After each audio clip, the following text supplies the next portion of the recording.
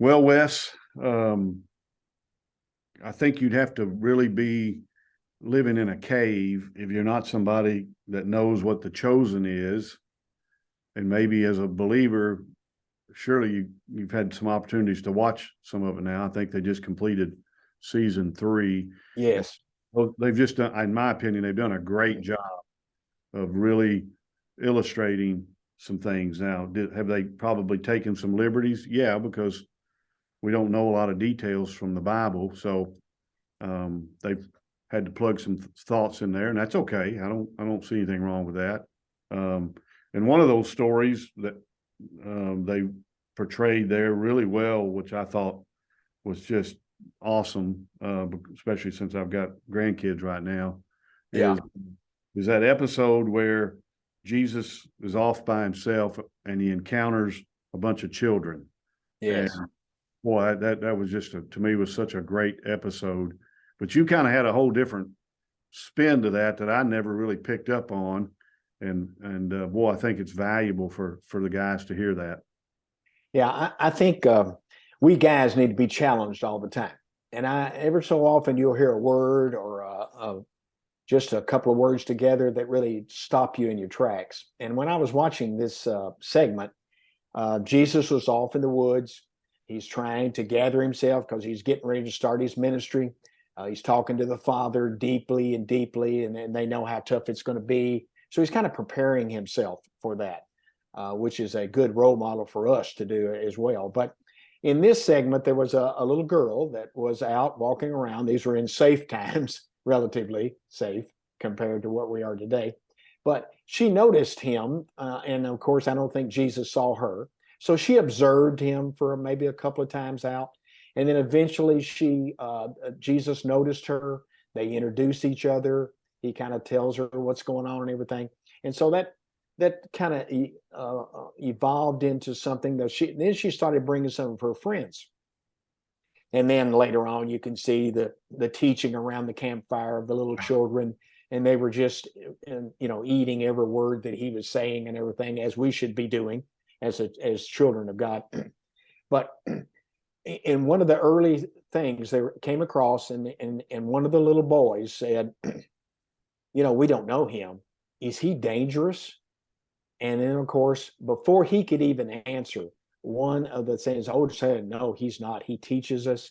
He's gentle. He's loving. He's kind. And then Jesus comes in to answer the question. He says, to you all, I am not dangerous because you're the children of God. But to some people, I will be dangerous. Mm. And that really spoke to me because here I am. I'm a follower of Jesus Christ. I'm a disciple. I'm supposed to be separate from the world. I'm supposed to stand out. I wonder if I'm dangerous to the culture. I wonder if the people watching this, do you just blend in so they'd have to happen upon you to find out if you were a disciple or if you were, believer in Jesus Christ. Do people know how dangerous you are? Because if Jesus was going to be dangerous, then if you follow him and you know what's right and wrong, you're not going to follow what culture says. You're going to follow what Jesus says. And to them, you're going to be dangerous because it's not going to be something that they want to hear. Yeah. Bob the man who discipled me, used to say that anytime untruth is confronted with truth, Yes. it scares them, and there's an element of that being dangerous to them Yes. because it's opposite of what they believe and what they built things around. So yeah, I mean, and he was the way and the truth, so we are too, because he lives in us. So when untruth comes across us, we should be a little dangerous to them because Absolutely. we're the truth. And when you identify with Christ, your confidence grows because you're not standing up for yourself. You're standing up for the truth, which is Jesus Christ. Right. And so your confidence goes, and then all of a sudden, a good question you can ask yourself is my following of Jesus Christ costing me anything in life? Mm. If it's not costing you anything, then maybe you haven't started yet. Yeah. And that is a tough question. And I want to be made uncomfortable once in a while. Tim, you've made me uncomfortable in life. I really appreciate it. I didn't appreciate it at the time, but I'm so thankful now that you have. Your teachings have made me uncomfortable, because that's what I now try to do with some of my Timothys in life. Is I want to make them uncomfortable, because culture is going to perceive them as dangerous, and I want it to be. Well, if you're comfortable, typically dangerous is not ever going to be in your life. And No. the way you're dangerous is to be uncomfortable. And we're taught not to be uncomfortable. We don't. I know. To try to get out of uncomfortable as quick as we can.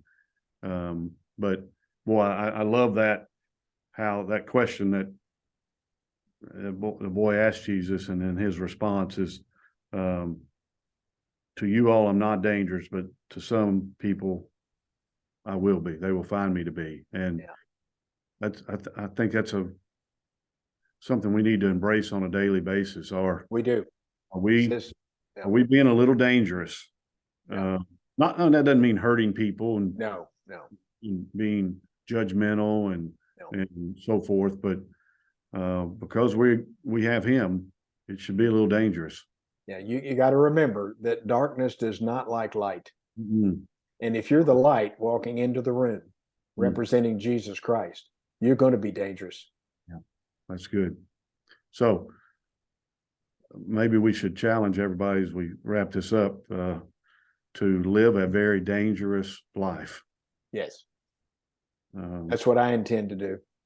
And all. I don't look dangerous. No. But I plan on being dangerous for my Savior, Jesus Christ. That's awesome. Thanks, Wes. Okay. Guys, be sure and tune in to the next Man Minutes.